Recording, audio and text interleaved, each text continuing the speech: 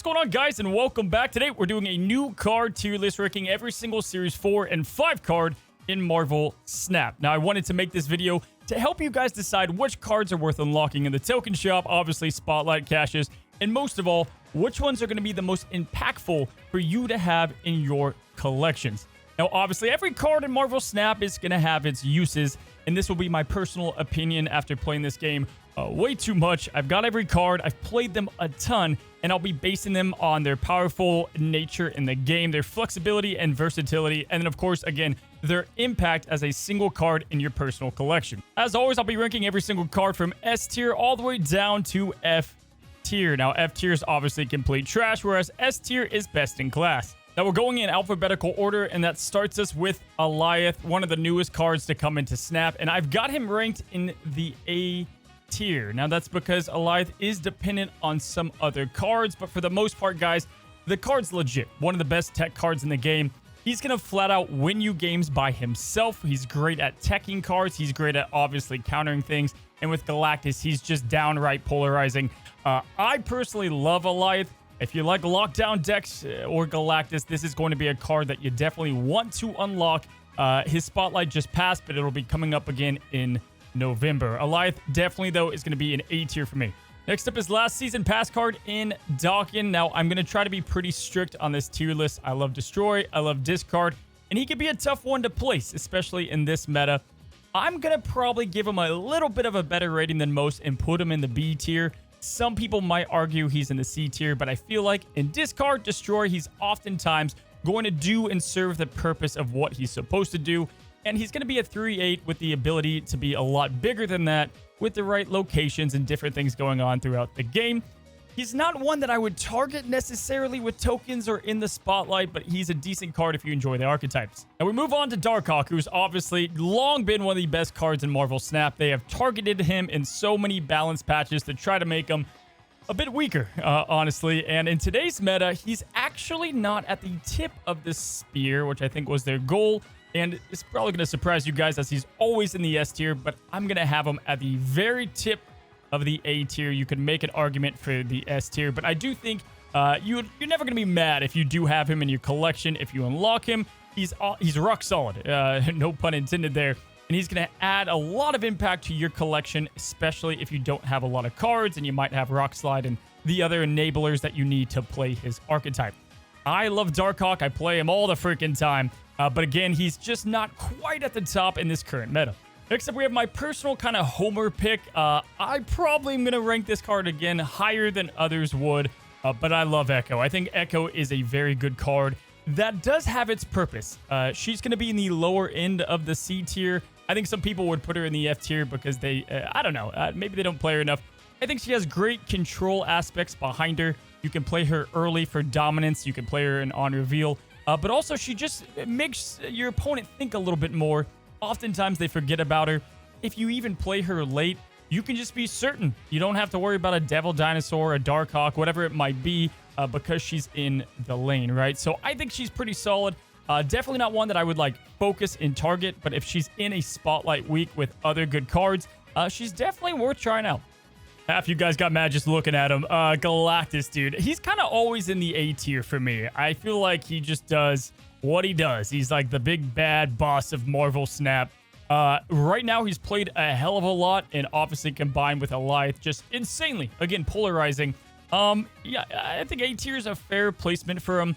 Whether you think he's great, bad, toxic, he's a good card, and he can be fun. You know, don't shame others for playing him. But definitely people have the most hate for a single card is probably directed at Galactus, whether it's for the past or right now in Marvel Snap. Now we've got June's season pass card in Ghost Spider, and this one is tough because I think Ghost Spider as a one cost does what she needs to do in a Shadow King kind of meta that we're currently in. You know, this could age poorly in like a couple of weeks, but right now, unless you're just completely dedicated to move, which even the people that I know that love the archetype are just not playing it all that much, Ghost Spider just doesn't do a lot at the current moment. I wanted to put her in the C tier. I'm going to have her in the D tier just for the sake of having a pretty balanced bell curve in this list today. I think just measured up with the other cards. Yeah, it's just tough, man, because she does some really unique things. She's not extremely popular, but right now, D tier feels about right for Ghost Spider. All right, we got High Evolutionary, probably the most anticipated card to come out in Marvel Snap since its arrival. I mean, obviously, you're getting a ton of new cards just with one, and damn, it's good. Right now, especially with this lockdown meta with Alioth, we're just Leech. You can play him in an assortment of different ways. Definitely, he's going to be an S tier card because of what he does for the game, and in just one card, the value he brings to your collection. This was a very easy S tier. He's definitely towards the top of S tier and one of the best cards right now in Snap. Oh, how the mighty have fallen. We have Hitmonkey, who was in the S tier in a lot of these lists. One of the better cards in the game. Got a little bit too good for his own good, and they got a pretty big nerf to him and the way that he works. Now, this is a weird one because I think I'm going to rank him higher than people think. I have him in the B tier right now. But that being said, I also think, again, I'm just going to say it, I think he needs to be buffed up a bit now that the meta has shaken out and we've got the Shadow King. But in today's list, I still think he's pretty solid. He's a little bit underplayed because he's not as automatic as he used to be. People tend to think of the old forms of these cards, and so obviously he's nowhere near that level of potential. But he does work in Sarah lists, sometimes in balance, and you can definitely get your use out of the monkey. Moving on, we got, as you guys know, one of my favorite cards in Marvel Snap, Iron Lad. He's been around since about May, and since his arrival, I've always been a huge fan of the card. It was kind of tough where to rank him. He's kind of towards the bottom of it, but I have him in the S tier. I think he makes a huge impact in a lot of the best decks in the game, and I think that he's one of those cards you're never going to regret having. He gives a huge boost to your overall collection. His flexibility is amongst the best in the game. He works with synergy with the other best cards in the game. Love him to death. I think you're never going to be mad that you have Iron Lad, or he's just going to be a great card to throw into any deck. Have him in the S tier for me. And we have yet another card that I think a lot of people personally sleep on, and as you guys know, I'm a big fan of her. Jean Grey, I think, is a phenomenal card in Snap. For whatever reason, didn't kind of play the way people wanted her to, and so she was kind of looked down upon for a while. But she's a catch-all counter to a lot of decks, a lot of archetypes, hell, Galactus, you name it. And there's ways that you can synergize what she does for a huge benefit. I've got her in the B tier, pretty firmly in there as well. I play her a ton in kind of my off time when I'm not making videos, and I enjoy the way that she controls decks.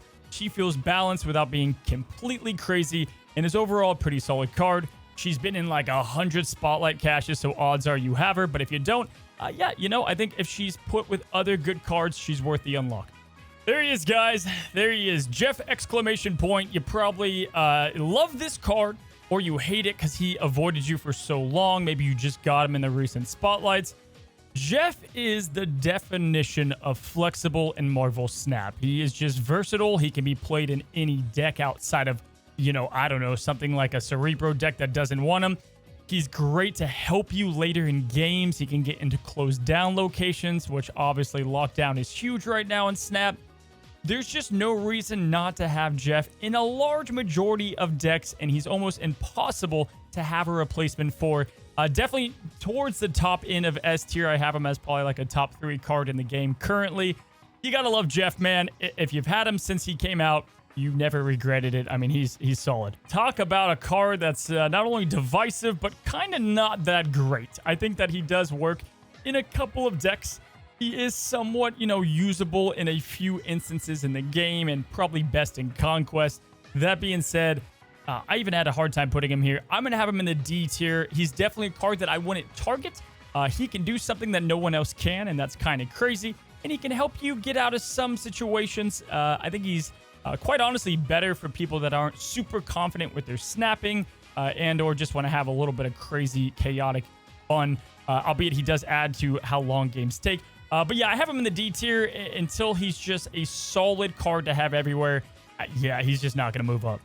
All right, let's go to Kitty Pryde, a card that a lot of people, a large chunk of the player base, got for absolute free. If you're new and you're watching this, I'm sorry. I think you have to unlock her now. Long has been one of the best one-cost drops since she came into the game.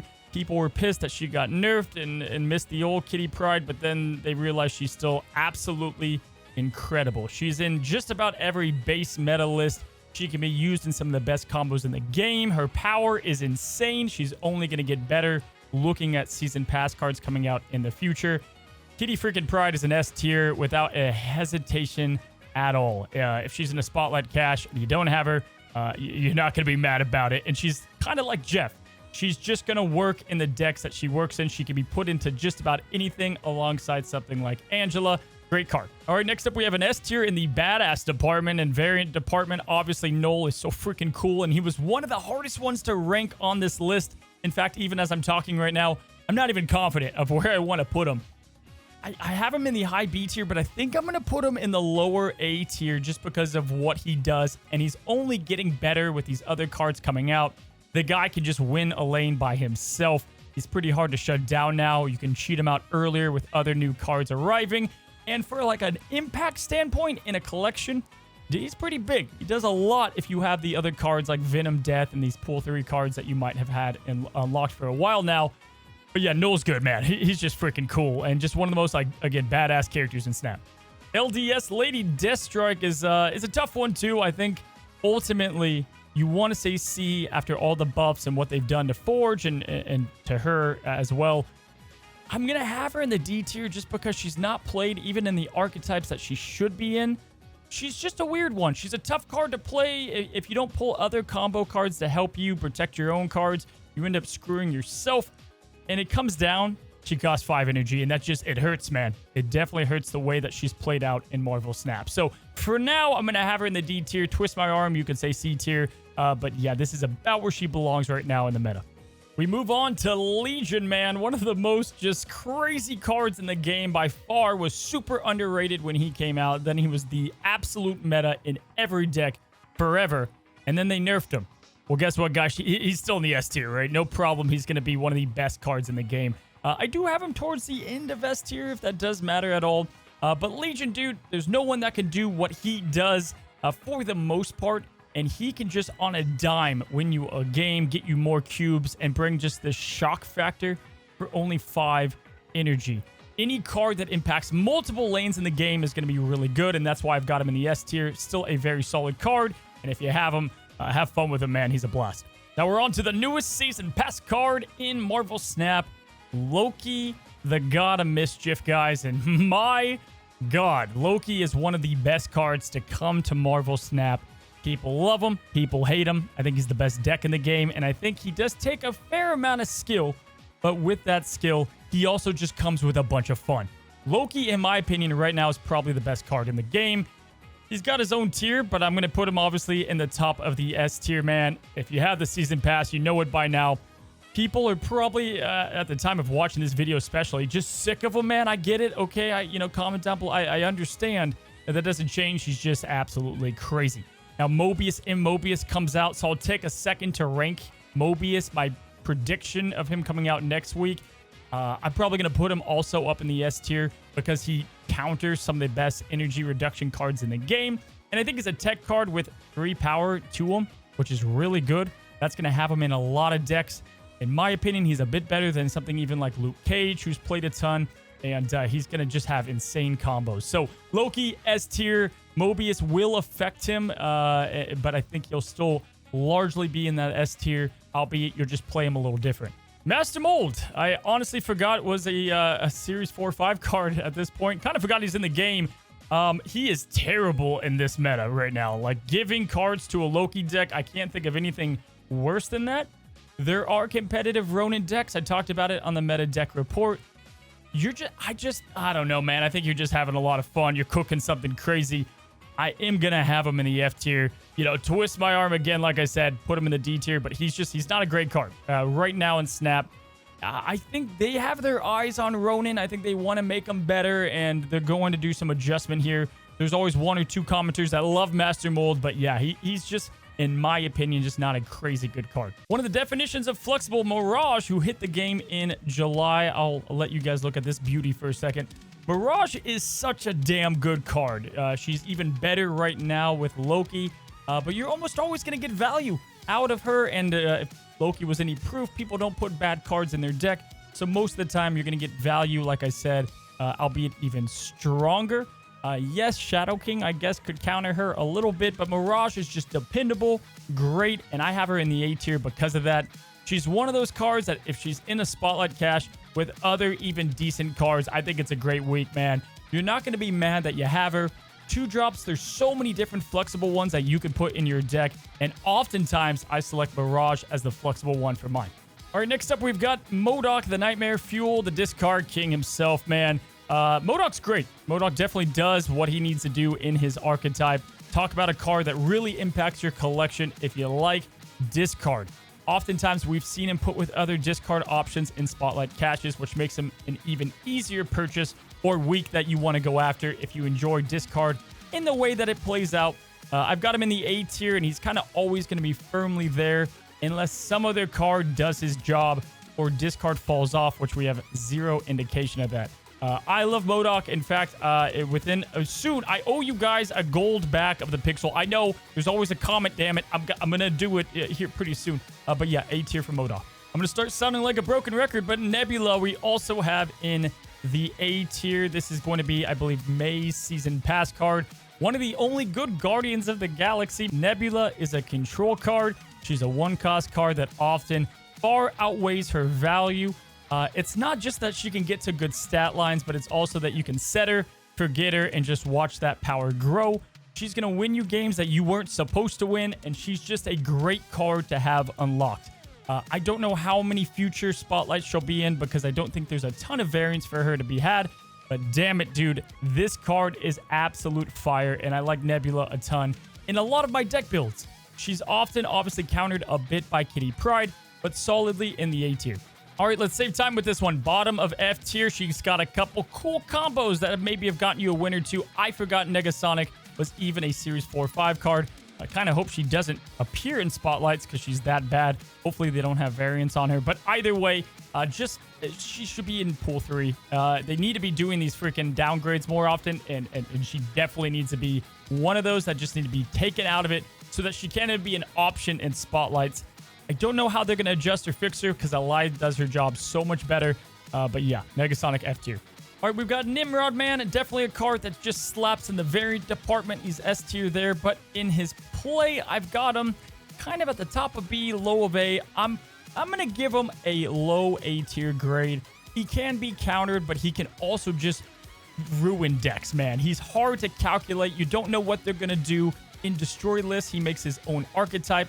And he's definitely a high-impact card, even with something like Shadow King coming to the game.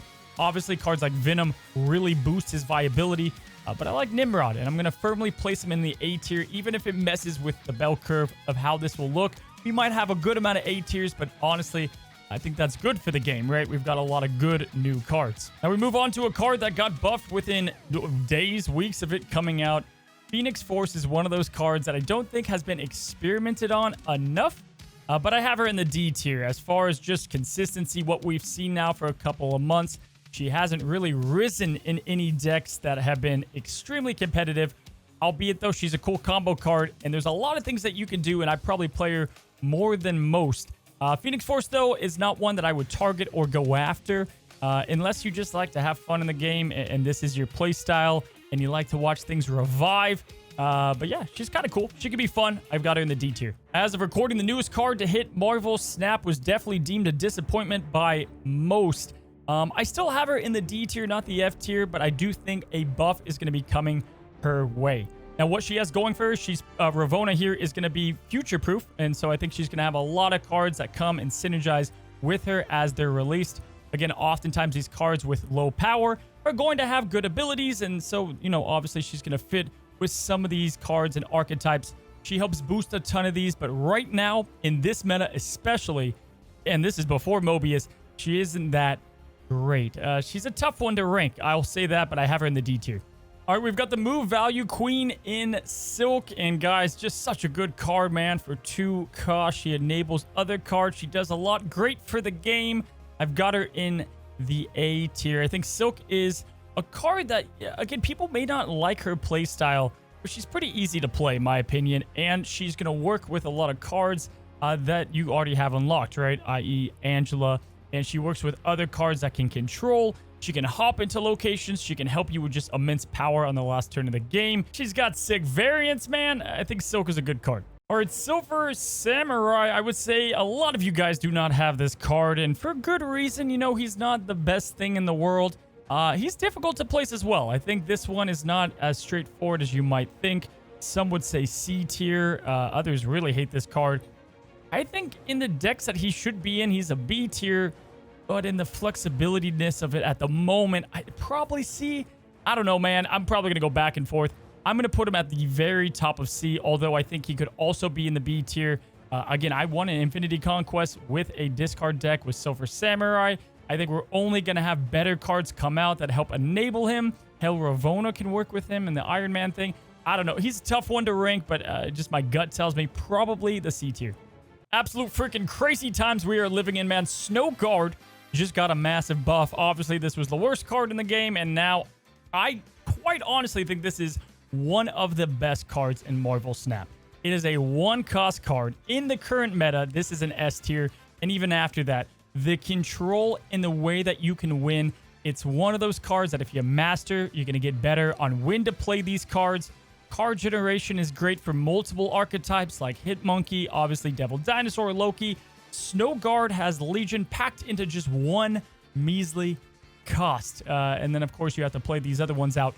I love it, man. If you just got her, congratulations. I'm sure she will be back in the future. You know, if you were to just buy her with tokens as Series 5, I don't think I would do that. But look out for her in a Spotlight Cache because she's freaking amazing. We're coming to a close soon. We have Spider-Ham. He's been adjusted 50 times. I'll probably rank him, and then they're going to adjust him again. But right now, I think he's underrated. In this meta, I have him in a B tier. He can disrupt. He's flexible, impactful, and I like the card a ton, man. Dude, if you hit one of their combos, they're done. And compare this or pair this with Shadow King, even better. B tier feels like a good placement, and I don't know why I keep talking about variants, but he's got some of the best. Now, I'm pretty sure with Spider-Man 2099, even Glenn, the balanced designer of Snap, has said that, Move needs a little bit of help. And so I don't know if that's going to be directly for him, but he does need something going on. I've got him in the F tier. Even with great value stats, you have to do too much to make him work. I get it. There's probably a couple decks that are okay with him. But as far as consistent, competitive, and impact basis, Spider 2099 is not it, guys. Spider-Man is so cool. Miguel, an awesome character, deserves better. But yeah, towards the bottom of the list. I just noticed how many cards we have with S in their name. Stature is next up, and this is a tough one. This is a tough one to place. I'm going to have it in the B tier, at the highest grade of B tier, almost A tier. Stature, value decks. She's awesome, man. She does what she does great. You could put her in A tier if you just play value decks, man. I definitely love Stature, and I play her all the freaking time. Again, in this meta, I have her maybe just a tad lower. Isn't quite up to where these other A-tier cards are. But Stature is in multiple spotlights. She's in more coming out. And if you enjoy discard and or, again, I'm going to say it for the 50th time, value decks, I would unlock Stature. All right, Stegron, another card that probably nobody has or you just haven't really wanted to get. He has not been in spotlights, but he's like the card that's cool to say, oh, yeah, man, he's slept on. He's so good. And I agree. I think he's good in certain decks, and he can provide some massive value. 4-5 isn't terrible. Make him a 4-6, and I think he's fantastic. I'm going to put Stegron in the higher amounts of C tier. I think he has his uses. He's not quite D tier. He's not quite terrible, just not played all that much. And, he's like a power point away from being really good in control decks altogether. There's just other cards that do kind of like his job in a sense in other decks a bit better, and is often a 12th card in the deck kind of card. One of my favorite Marvel characters of all time, Thanos. How do you not love the King of Balance over here? Thanos has long been in the S tier, regarded as one of the most flexible and viable cards in Marvel Snap. And then they kind of just targeted him for no reason. The Soul Stone lost its draw mechanic, and this card is all about getting dependable draw and getting through your deck. You have all these kind of mini tech cards, but that massively hurt him in one of the more recent OTA patches. I still think he's an A-tier card. Very good, and Thanos decks can win, albeit I think they're going to have to adjust him again for him to be at the top of his game. Maybe they don't like him there, but Thanos is such a cool card. Iconic, big bad. He's never going to go down in token depreciation, and he's one of my favorite archetypes to play in the game. If you're looking for fun, here's your man, but I have him at the top of A tier. Living Tribunal. This is a card that is so, man, it feels bad losing to this card. If he ever got out of control, he's very easy to handle. But Hela decks or just the Onslaught Iron Man Tribunal decks are good. The magic buff really helped him out, and I have him probably at the highest of C tier as well. You could argue B tier, but, you know, it's the other cards that are really helping this guy out. I mean, look at these abs, dude. They deserve to be in B tier alone. But, yeah, Living Tribunal, he's one of those cards that if he's in a good spotlight week with other great cards, dude, have fun, man. He's a really fun card to play in very specific archetype niche in Marvel Snap. All right, 2 more left. We have X23, who we thought was going to bust Marvel Snap wide open and create an insane Destroy meta. And she kind of did. Destroy decks are awesome. With X23, she gives you a lot of flexibility. She obviously deserves to be in those decks and is crazy at what she can do on a consistent basis. I've got her in the A tier, and I think she's still a solid card. If she's in a spotlight week with other good cards coming out and maybe some new cards, I think she's worth it if you play Destroy. Hell, if you're all in on Destroy, she's a no-brainer and definitely one of those cards I just love to play in Snap. A to Z, we've got Zabu, that many people probably think of as like the S tier card in Marvel Snap. Impact-wise, S tier. Powerful-wise, right now, I'm going to go A tier. Top of A tier, and Mobius coming out is going to hurt him. He lets you play, you know, Shang-Chi. 2 4-cost cards on turn 6 isn't going to fly really after Mobius. And in this meta, he is an A tier card, man. He's got the coolest freaking variants in the game as well. So, again, variant tier list that is somehow working its way into this video. S tier. But Zabu is one of those that you definitely want. You definitely want to grab him, but he's not quite the pinnacle top of S tier anymore. All right, guys, this is going to be every single new card ranked to help you decide and discern which are best to unlock via the token shop or spotlight caches for you. Remember to take into consideration what archetypes you like to play, the fun factor, of course, and overall which cards you think are going to be more future-proof than others. Be sure, guys, to comment down below a specific question you might have. I'll try to get to all of them concerning these new cards, and hopefully this helped you out. That's the goal of it, to make these... I think Snap is all about planning out what cards you want, especially with the economy and how everything works. Again, I just want to say thank you guys for hanging out here and choosing to watch this channel. If you come back here time and time again, it helps me a lot. Subscribing. It'd be cool. You could join the community. Anyway, guys, good luck out there in the season and in Marvel Snap. And until the next one, guys, happy snapping.